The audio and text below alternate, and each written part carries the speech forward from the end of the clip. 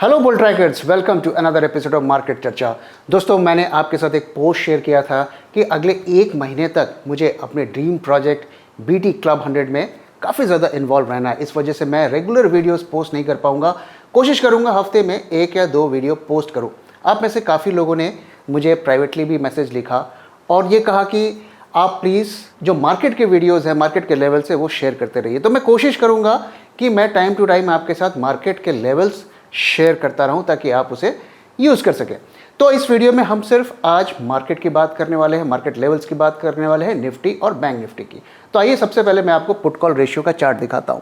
तो यहाँ पर आप जो ग्रीन बार्स हैं वो पुट का ओपन इंटरेस्ट डिनोट करता है और रेड बार्स जो है वो कॉल का ओपन इंटरेस्ट डिनोट करता है। तो यहाँ पर हमें क्या देखने को मिलता है, तो ये जो बड़ी ग्रीन बार आपको देखने को मिल रही है ये पुट का ओपन इंटरेस्ट है और ये 18,300 लेवल का पुट का ओपन इंटरेस्ट है। तो क्लियरली ये दिखाता है कि जो ज़्यादातर रिटेल इन्वेस्टर्स जो है 18,300 के लेवल के आसपास बुलिश हैं और ये मानते हैं कि मार्केट इससे नीचे नहीं जाएगा और उसके बाद से आपको स्ट्रॉन्ग रेजिस्टेंस देखने को मिलता है। तो इसको देखकर हमें क्या लिखता है कि मार्केट में अभी भी बुलिश बायस दिख रहा है जहां तक ओपन इंटरेस्ट का डेटा की बात अगर हम करें।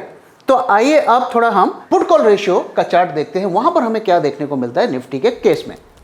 तो अगर आप हमारे रेगुलर वीडियोस को देख रहे हैं तो आपको पता होगा कि ये जो रेड लाइन है ये निफ्टी स्पॉट का प्राइस है और ये जो ब्लैक लाइन है ये पुट कॉल रेशियो की लाइन है और ये जो डॉटेड लाइन है ये पुट कॉल रेशियो का मूविंग एवरेज की लाइन है। तो यहां पर हमें क्या देखने को मिलता है, अगर हम इस स्टॉप को और इस स्टॉप को कंसिडर करें तो यहां पर हमें क्या देखने को मिलता है।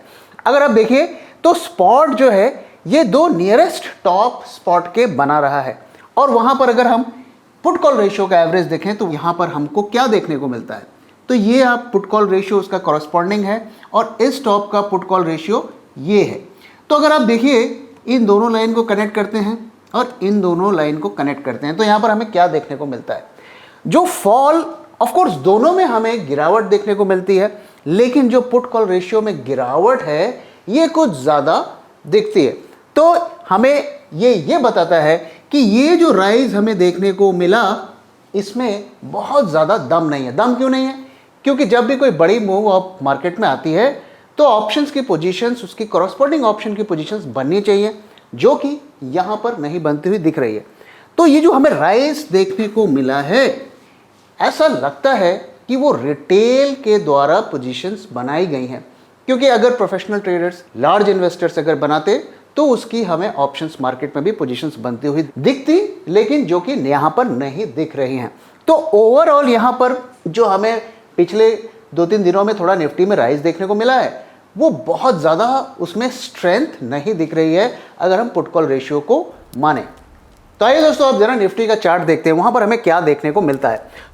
तो दोस्तों मैंने आपके साथ पिछले वीडियोस में क्या शेयर किया था कि यहां पर अगर आप देखिए तो यहां पर करीब 18,450 के लेवल पर जो लॉन्गेस्ट वेव होती है एलियट वेव में, वेव 3 वो कंप्लीट हो गई थी और इसके बाद जो एक करेक्टिव वेव बनती है वेव 4 और फिर एक राइज का वेव बनता है वेव 5। लेकिन वेव 4 और वेव 5 की शॉर्ट टर्म के चार्ट में कोई गारंटी नहीं होती है।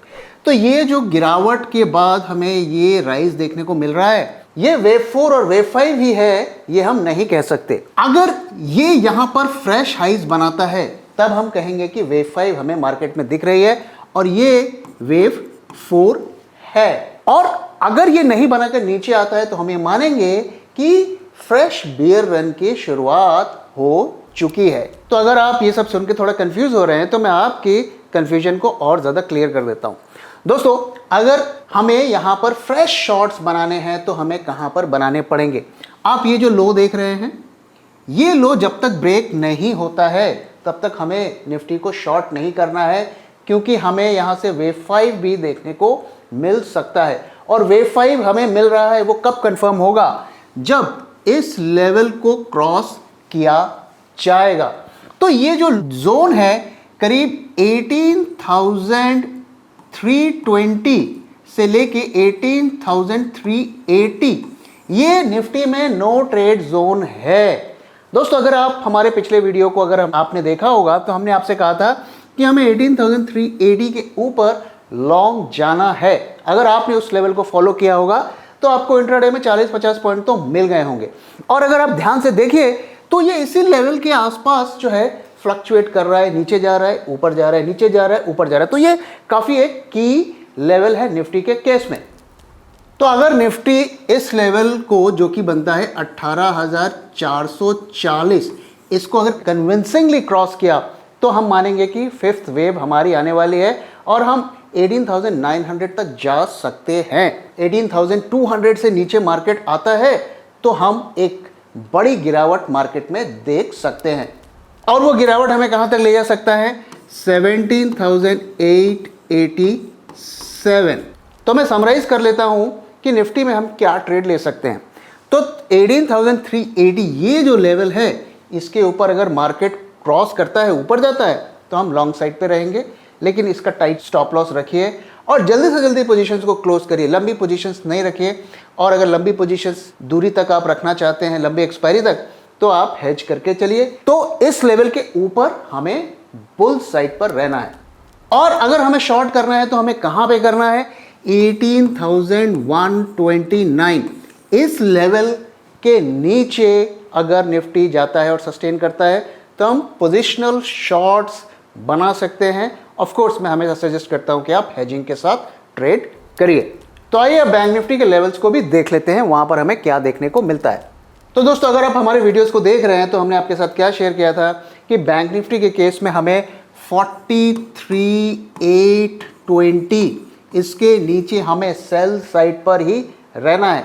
और अगर आप हमारे लेवल्स को फॉलो कर रहे हैं तो आप देखिए इसने करीब 43,400 के लेवल को करीब करीब टच किया, तो करीब 400 पॉइंट का जो है प्रॉफिट मिला होगा। अभी भी अगर आप देखिए पोजीशंस को आप होल्ड कर रहे हैं तो भी आप इस वक्त प्रॉफिट पे होंगे, क्योंकि निफ्टी अभी 43,681 पे चल रहा है और हमारा जो शॉर्ट लेवल था 43,820 है। तो जब तक प्राइजेस इसके नीचे हैं हमें शॉर्ट पे ही रहना है।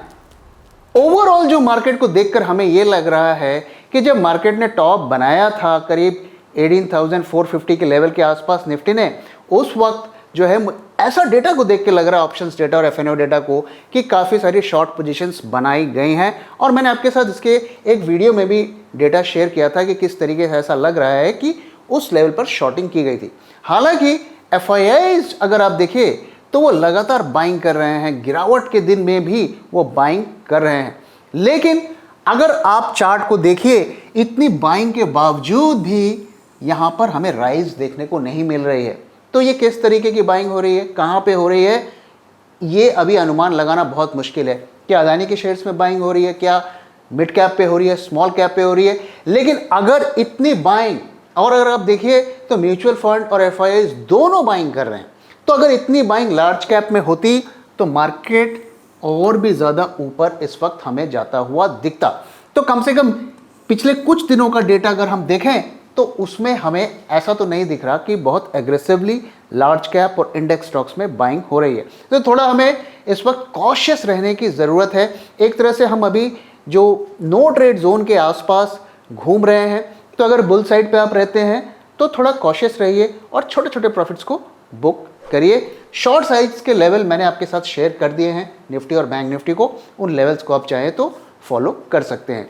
तो दोस्तों, इसी के साथ इस वीडियो को मैं यहाँ पे ख़त्म कर रहा हूँ। Thank you for watching and thank you for your time.